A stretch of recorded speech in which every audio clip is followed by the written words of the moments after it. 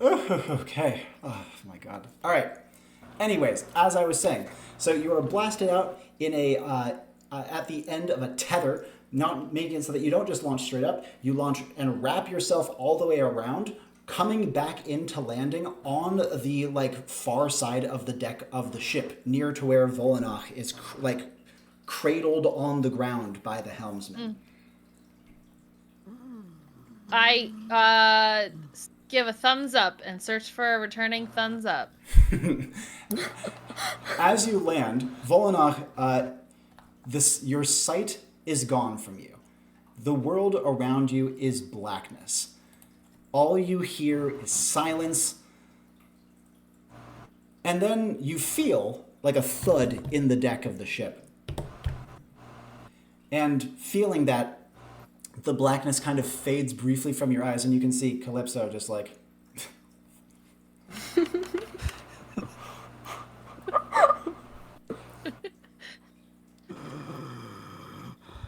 Good! Yeah!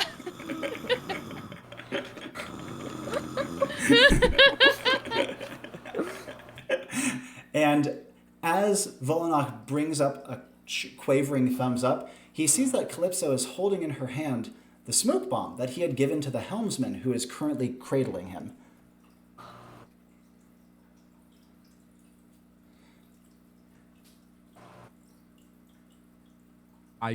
There's no way for me to know the situation right now. No. I'm just going to lie there.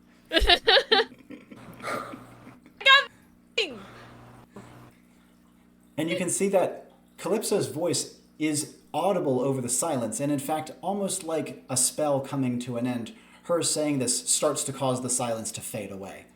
Back come the sounds of the wind, back come the sounds of the rushing water, back slowlier come the sounds of people gasping and calling for help and sounding the alarm. The helmsman looks to her and he says, "Oh my god, I thought I had that." He desperately looks around and notices that the satchel he had put it in was flung away from him in the tumult of the water rushing it forward.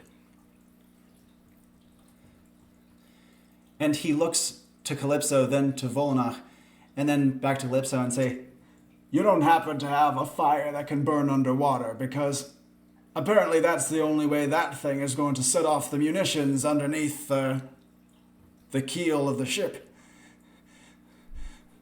He points down to Vollanoch and says, "The elder here considers it the best way of perhaps covering our tracks."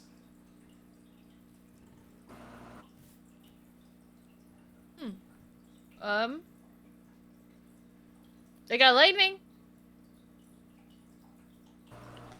He considers this for a long moment. Doesn't seem to want to argue the idea. And says, "Look." He points to what Vollanoch had drawn in the air earlier. All the wind and the chaos has left it being almost like a crumpled mess of what it was before, a set of scribbles in the air. But he points to it and then points behind the ship into the water. You actually can see it's very near where Va'in plummeted down just a few moments ago. "There are munitions underwater there. Detonate them by any means you can, for all that is holy. Detonate them." You it. And I'm gonna go. I know lightning goes well with water. Why not just electrocute everything? What does Calypso want to do as she approaches the stern of the ship? I would like to electrocute the ocean. The whole ocean now! That is a lot of water, and presumably what they are indicating is fairly deep under it. That's going to take a lot of power or something more precise. How would Calypso like to do this? Well, here's the idea I have initially. Is somehow using my energy to charge the lightning bolts so that they could descend far enough. Mm-hmm. But the other one I don't even know. This probably wouldn't work, but it'd be kind of cool if I could, like, jump. How far away is it? This is It's off the stern of the ship, so, like, you don't know precisely where underwater it is. He pointed, like, pretty close to the back of the ship, probably within a dive range. Maybe a dive in, like, a long downward swim. okay. Get this again, and this probably will not work, but this just sounds really cool in my head and feels like it could potentially With work. energy All work, things you never considered. know. Wonderful. So basically, jump in that direction into the water, no rope attached. Mm-hmm. At the surface of the water, immediately thunderclap and, like, bounce off my shoes because I'm moving really fast because I'm falling into the water. And then jump up. I would probably do some, like, cool, like, clap shit. Mm-hmm. And then as I'm falling away, throw lightning into the air that, like, gets pushed down below me, Mm-hmm. and, like, create, like, a pocket of air so you don't have to travel through water to go further. Ooh, that's so sick. Yeah, basically push the water down because I'm using, like, the speed of my body plus the shoes to create a surface to push off of, to create air below, shit. and then toss lightning back in that direction as I'm sailing away. Okay, as soon as I realized what you're doing, I loved it. All right, now, the other thing Okay. I like about this is that since you're, like, dropping down towards the water as well, it kind of adds that your thunderclap would, like, pierce deeper into it than if you had just been, like, I could at even rest, you know what I mean? thunderclap on the surface of the water, yeah. Oh, yeah, that's even true. That's even more true. So in that case, would this be like a flat-handed slap, or how are you going to initiate the thunderclap as you are striking the surface of the water with it? It's the bottom of my shoes. Even It better. is the bottom of my shoes and their supernatural ability to create that, like, whatever it is that rests just on the sole to, like, create that extended surface tension that would create a louder slap. In that case, as you impact, your thunderclap does not gain you any height, though it is below you. Instead, All right. it cavitates the water below you, creating, like, a deep oval bubble that digs down into the water, already churned and unrested and like disturbed by all the pandemonium going on.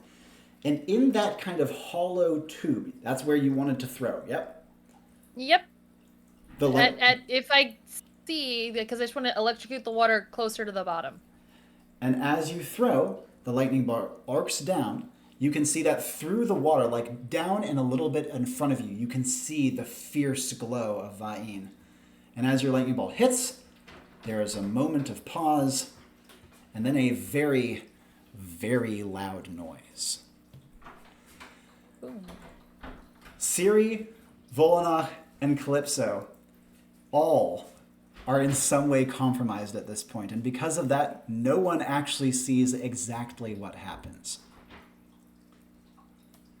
However, Siri's viewpoint violently and abruptly ends. The awful full body possession type feeling vanishes from her, and she finds herself, like, draped over a railing, sweat pouring from her face, and her hands are trembling, and her eyes are so kind of like, it's like she was staring into a bright light for so long that like the dark night surrounding her is just completely impenetrable. There is a very loud boom, though. That much is the case, for sure.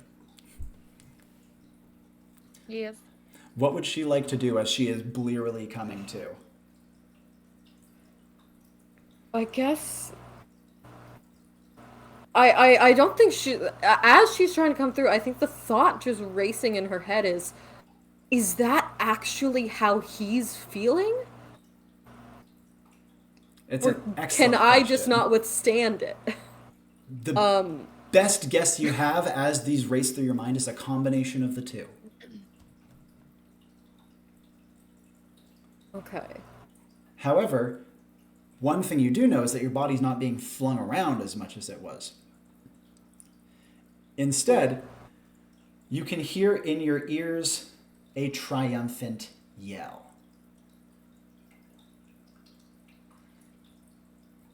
I don't know if that's good or not. Vollanoch, you are picked picked up bodily into the air by the helmsman. He kind of slaps your face gently. I mean, not really gently. He's a sailor after all. And says, "You are amazing. You're insane. You're a genius. Look. Look." He turns your face around like Wesley from The Princess Bride after he's mostly dead. And as he turns you, you can see that behind you, there's a spray falling from where the munition detonated. And for the first time since you arrived, Va'in's light has been snuffed. He was caught cleanly in the blast of the munition. And more importantly, the blast gave another little swell of water that has pushed the remaining ships out of the mouth of the harbor into the open sea. They are now loosening their larger sails such that they can catch more wind and gain more speed. You managed, from what you can see of the ships sailing about, there are 5 that have escaped the harbor. Calypso, you come to in incredible pain. I sure am. You feel hands on your face, and you can taste hot, bitter tea in your mouth. Ooh. And you hear, I like tea. "Can you hear me? Can you hear me?" No. Yes? Your whole body is one enormous bruise. You can't move a muscle without feeling pain. You can see blearily a somewhat familiar face, though you're not entirely sure who it is. Where did you fall out of the sky from? Am I an angel? I'm inclined to think that way, if angels are the kind to electrocute our ship a second time. Oh. I'm sorry. He says, "Don't you worry, Angel. Go back to sleep, if you can help." Okay. But as Calypso says this, she feels her Enclave badge gently ping. And likewise, Siri and Vollanoch feel theirs also pulse gently. Tap that. Final actions that you would like to take. Did he just stop glowing? Like, is he still there? He's just not glowing anymore? Siri, having just been somewhat partially possessed in some way, knows for a fact, without a shadow of a doubt, she doesn't have any rationalization for it. She knows it in her gut. He's there. Oh, he's there. Yep.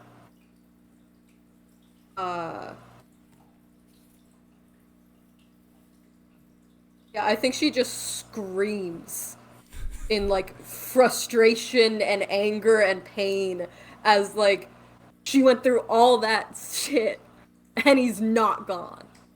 As she does so, she feels a hand on her shoulder. "It's all right. Don't worry, ma'am. It's all right. We're out. We're out." It's the woman with the hairnet from earlier. "We've done it. You've done it. I don't know what you did, but it looked important." She just shakes her head, puts her hand on her shoulder, and then taps her badge. Vollanoch, final actions from you.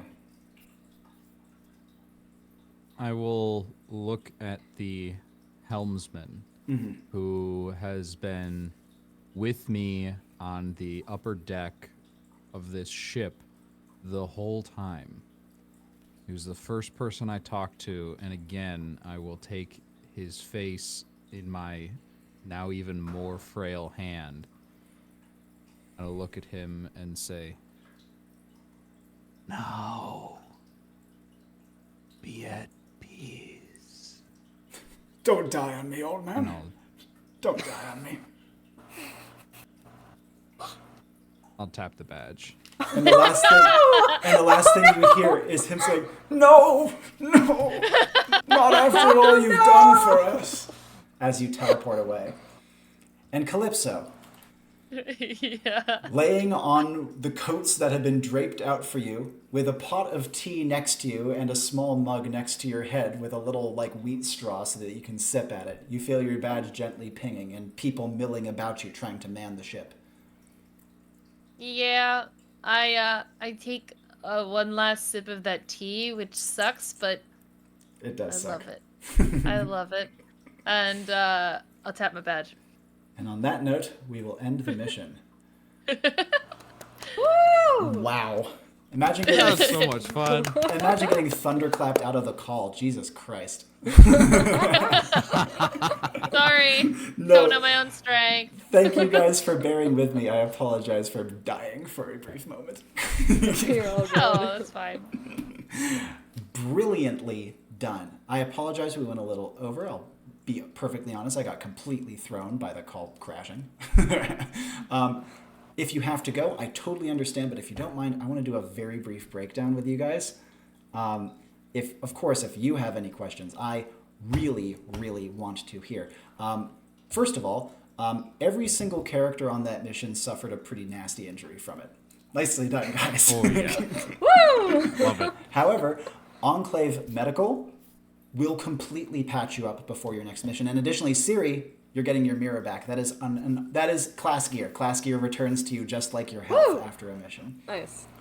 But the fact that you're willing to sacrifice it for such a sick fucking play is like huge credit. Huge credit. Okay, I want to go through each of you guys, briefly give the things that I was so impressed by. First of all, Vollanoch. Wow. First of all, for going from not knowing what energy work is to doing one of the fucking sickest pieces of energy work I have ever seen off of a fun fact, that's not bad, dude. Not freaking bad. You played an incredibly interesting character who is so limited in what he does and yet has such gigantic impact that you could not move from a single spot and still gigantically contribute to the mission. Not bad. That's wonderful. It was a ton of fun. And I'm thrilled. From the instant I thought of librarian, I was like, okay, let's go typical wizard, old man, long white hair and beard. Wait, librarians aren't powerful. Like specifically, it says that they are not powerful. Okay, we're gonna keep this image and keep rolling. And Vollanoch is what came from that. It was a lot of fun. Oh, yeah. And just as for the whole session episode as a whole, I don't think I've seen any group or individual play with sound in a TTRPG or a RPG of any sort as much as we did tonight. That was so much fun. Yeah. I'll be honest, it's a recurring motif for me. I am a sucker for music theming and sound theming on missions.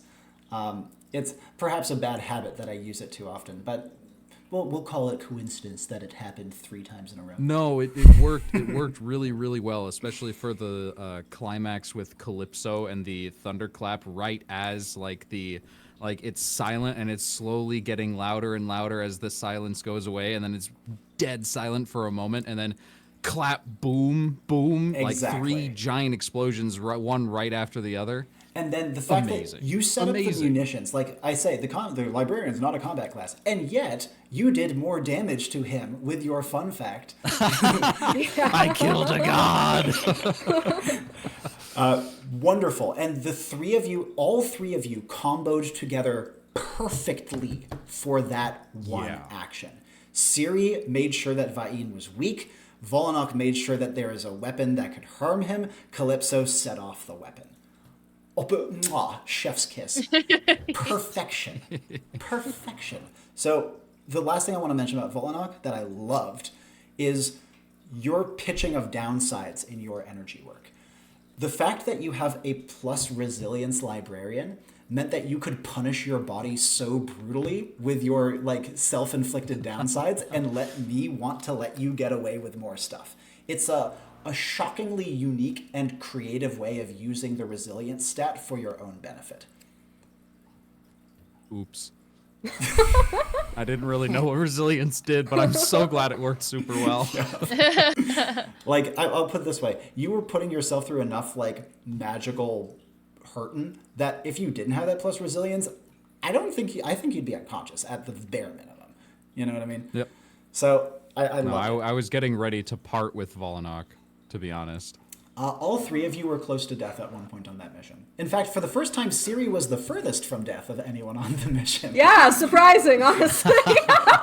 I'm calling it a win. Yeah. Calypso. First of all, brilliantly done. Both Rachel and Dennis, you guys did excellently on your first outing with Enclave, and especially Rachel, you played such a dynamic combat-heavy character, which combat is scary for new players coming into the game. Combat in Enclave plays quite differently than in a lot of games, but you did a good job scrapping and not getting stuck in your head, which is one of the biggest mistakes people get when in combat. Just do stuff. That's like the most important first step. Your use of the Thunderbird's mobility kit was exceptional. That's the sort of thing a lot of people don't pick up on for several missions. You spaced your abilities brilliantly and never really made me question your cooldown in a big way. That was really good. And on top of that, your bit with the captain was beautiful. Like, just the entire interaction and how that then led. And then, like, also, holy shit, the fact that you had them dim the lamps. If you guys had not found another solution, that action by itself probably guaranteed you one saved boat. Unbelievable good game sense. I loved that. And the last thing I wanted to mention was your final action with the thunderclap thing. Yeah. Ooh, shiver. So good. It was so good. I loved it. That was perfect. And I learned those shoes could be really overpowered as long as you're hurtling through the air. Yes, that's the thing. Okay, I had a friend play test the Thunderbird a bunch with me, and the thing he said is, all right, so if I could have a character that had only those shoes and no other power in the game, I would be perfectly happy. It's so fun. They can do so much, and even I actually nerfed them like 3 times through playtesting, and they're still good. So, and so excellent job identifying that, but they are hard to use, and you did a really good job of using them. Last thing I wanted to mention is Calypso has one of the most interesting personalities of any character I've hosted for one of these missions. She is such like a lovable dope. And it's like a really fun niche, especially on a mission as dour and terrifying and panicked as this. To have her just be like, hello. Like, it was actually wonderful. And it had tangible benefit where you may notice that a lot of the people, especially once their heads started to clear, were like actually way more willing to work with Calypso than they were with either Siri or Vollanoch, because she's just so like surprising. Like, someone being happy in the midst of pandemonium kind of like snaps people out of things in real life as well. And so it was just a really cool way of hooking in some social work. Yeah. I don't know. It really just kind of came from me being like, again, I said it earlier, like improv is one of my strong suits. And I think a big part of improv is giving into your intrusive thoughts. And I was like, that's what needs to happen here. So all of my actions were intrusive. Yes, and I thought that fit your personality pretty much perfectly. Yeah, exactly. That was something that I also, like, because I looked at, like, there was a moment where I looked at the personality traits and was like, yeah, this is a good intrusive thoughts character, and just kind of went with it. Oh, yeah. And here's the thing. Here's the brilliant thing, right?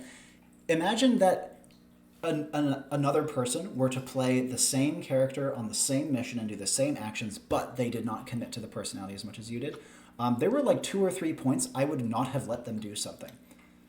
But because you were doing such a good job of being in character, I actively wanted you to get away with more than I would normally allow. And that's one of the key underlying mechanics of Enclave. Reward players for their effort in the game. Character acting is effort, you know?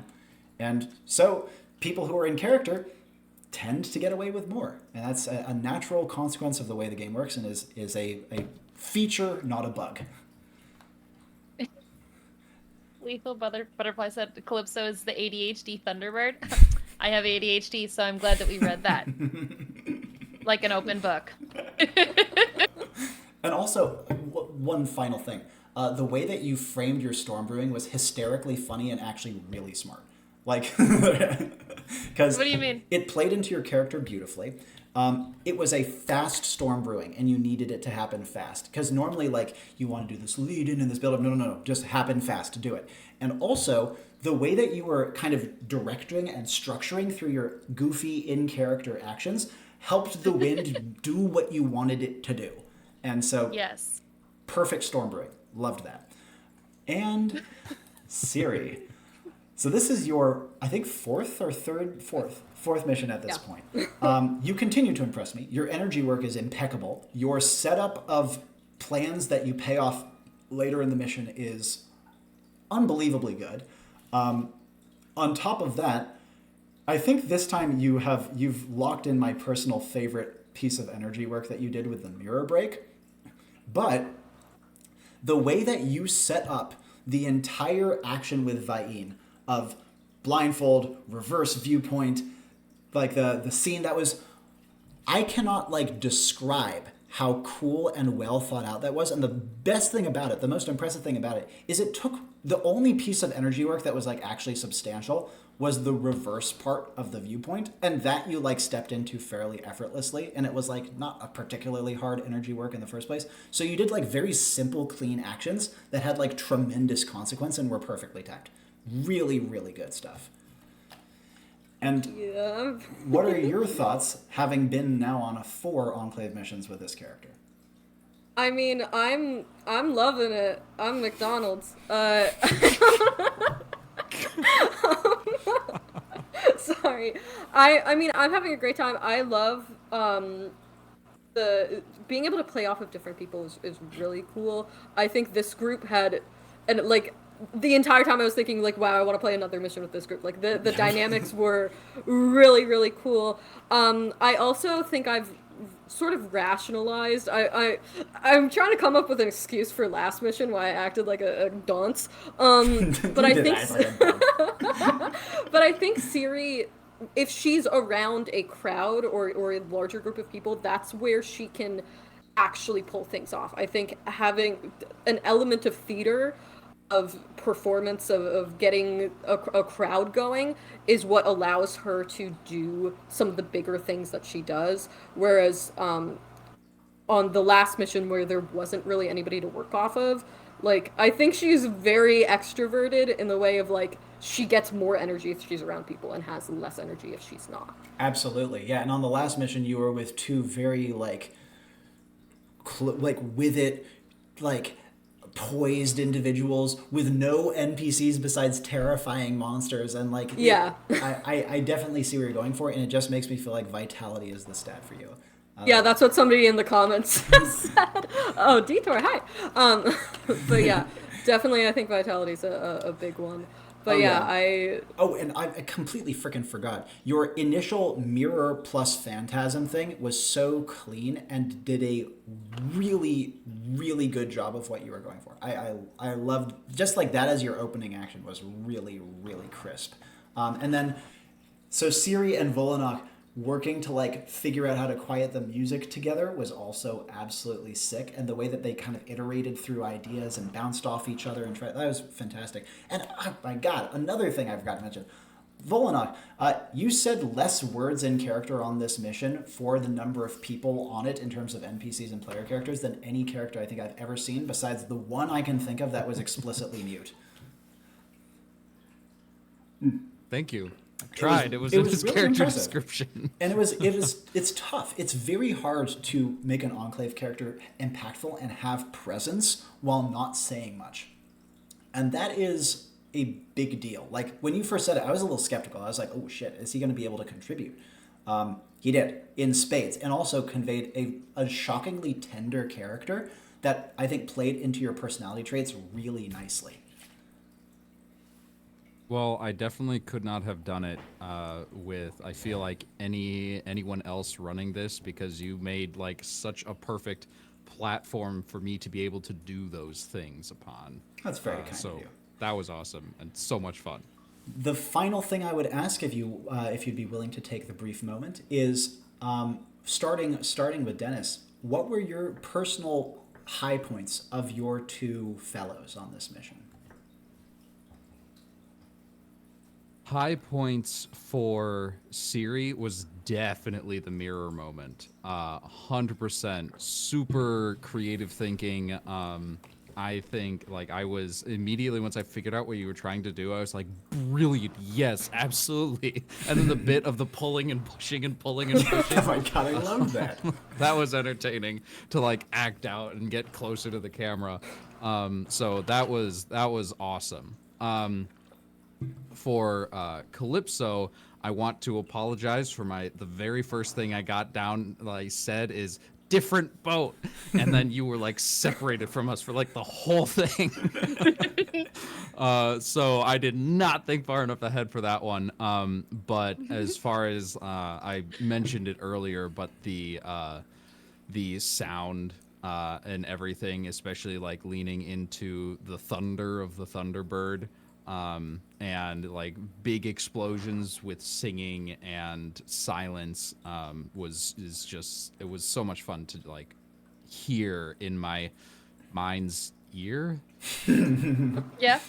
Good old mind's ear. Yeah, we were actually we were just talking in a text chat about like how do you host combat, and Calypso is a great example of like a good case scenario of a first time player trying combat. Like took to it quite well. And of course you can get very, very in depth with combat, but you were entirely sufficient in what you were doing. Along those lines, Rachel, what would you say would be your 2 high points of your 2 companions here? I mean, we can talk like endlessly about like those like the highlight points that you pointed out, the specific events. Like I mean, just obviously they were just brilliant. But to speak on like both of your characters, Siri is just so lovely. I think she's charming and very intelligent, and that really comes across in how you play your character, and I just thought that was super cool. I felt that Calypso was like drawn to you in that way and just like respected you, and I thought that was awesome. It felt that But way. speaking Oh yeah. But then speaking of respect, Vollanoch, like, oh my gosh, it's really like what Robbie said about the presence that you had without words. Like, I mean, even again, we have cameras on, but like, you know, you just the way you carried yourself and your face and what you did say and how you said it was just so like just intense, just absolutely created a presence that you could feel, and I just really respect that. And I'm also coming from this as like an actor. I'm like, those are just 2 beautiful performances that I was so excited to get to witness. Like that was just so cool. Couldn't agree more. The line "there is one thing that all fear, even gods" was like quite profound. It was marvelously done. Especially when so intelligent. Yeah, especially when like the answer you didn't need to say aloud was silence, which is lovely poetry in the context of the mission. Just I cannot agree more with what you said. And Mary May, what would be your high points? I mean, definitely going off of Calypso's thing, I loved the spread of personalities on this, of the spectrum of chaos to like I don't know what the other order, I guess, was absolutely brilliant. I loved being able to like Siri was in a nice middle point where she could kind of bounce, Yeah. Which was fun for me. But as for specific moments, I mean, everybody in the comments is already saying it. The repetition of the sh from Vollanoch was bringing it back. Yep. was such a clever thing, and it was only one line, but it really worked. It helped And justify then, the energy work in a big way too. yeah. And then honestly, it's hard to pick one for Calypso, just because I anytime you spoke to anyone was just so utterly charming and wonderful. Definitely the first like fight that you did where you went behind the pole and then threw somebody's body at someone else, I feel like was a good stage setter for the rest of your character of like you will do the violence, but you sort of have this like carefree energy about it. And Exactly. I love that. It was kind of Yeah. Jack Sparrow-ish. Like maybe It it's was the very Pirates of the Jack Caribbean Sparrow, yeah. setting, it's adjacent thing that was making me think that. But man, I was like, it feels like Jack Sparrow to some degree. I mean that I was thinking like not to hurt, but also like like you're attacking me, so get away. Also, I wanted to say on being like other boat and like her jumping away, like honestly, don't apologize because that was so fun. Like because then I got to like kind of feel out like, you know, okay, well, not knowing the things that the other party members do, what would she do? It's just anything. Absolutely. So I thought that was a cool way to display her character. So that was a good opportunity. I appreciated it, actually. Well, I cannot emphasize enough that you all played brilliantly. I am delighted and honored that you would take the time to be on this mission. I will be doing more of these in future once the new baby is a little bit older. And in the meantime, let's do our outros in the same order we introduced ourselves. And Mary May, Dennis, and Rachel, fire away. If you want to plug things, plug them. Yeah, I'm Mary May. I forget who it was, but somebody asked where they could find me on the internet. I'm not really on the internet much. I'm here. But I do have an Instagram that I've been putting my costumes up on, which is mary.may.makes. So you can follow that if you'd like. I don't post videos or anything, but I have that. Wonderful. And then Dennis. I have too many fucking things, man. There's so much going on.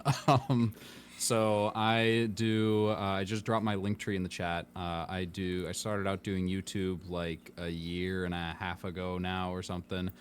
Mostly what I do now is live streams of the different TTRPGs, mostly my own. It is called Sagas, which stands for Setting and Genre Agnostic System. It is only 35 pages long. The rules are pretty light, and we've been having a blast playing it in all different sorts of places. A couple of my favorites have been Pokemon in the post-apocalypse. We've done like a Great Mouse Detective-esque sort of steampunk miniature Grimm thing. That was a lot of fun, and all of these you can find the streams. They were played live, and you can find the VODs up on my channel, Okayest DM, where I make mistakes running games so you don't have to.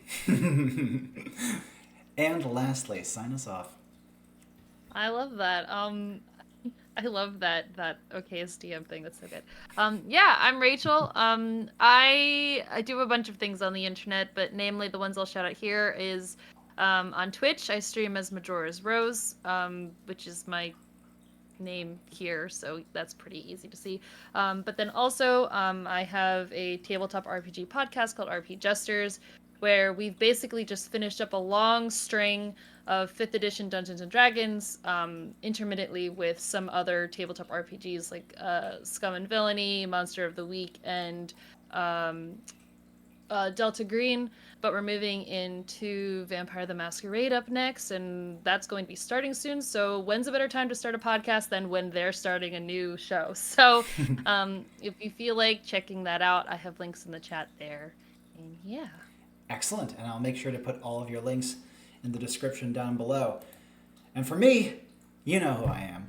I'm going to be back in a couple of months, and in the meantime, I'm going to be trying to be active in chat as often as possible. Hopefully, we're going to get to encourage some other excellent conduits out there on the server to take their own step, doing publicly available and spectatable missions. If any of you three want to try your hand at it, I would highly encourage it. And if nothing else, if you ever decide you want to try another Enclave mission, my door is going to be open to you when I am back, and of course, there's going to be other excellent people trying their hand in the meantime.